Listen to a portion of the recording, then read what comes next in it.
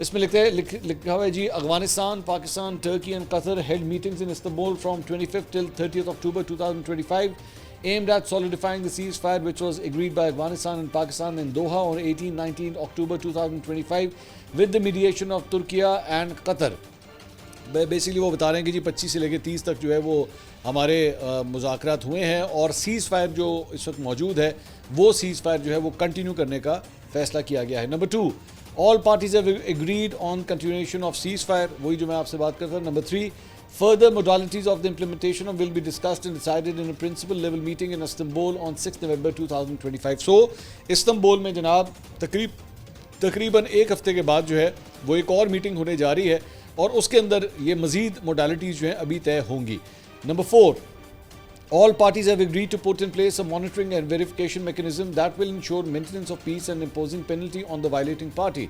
कि जनाब एक मेकनिज़म जो है एक तरीक़ाकार अपनाया जाएगा, अभी जाएगा, ज़हन में रखिएगा, और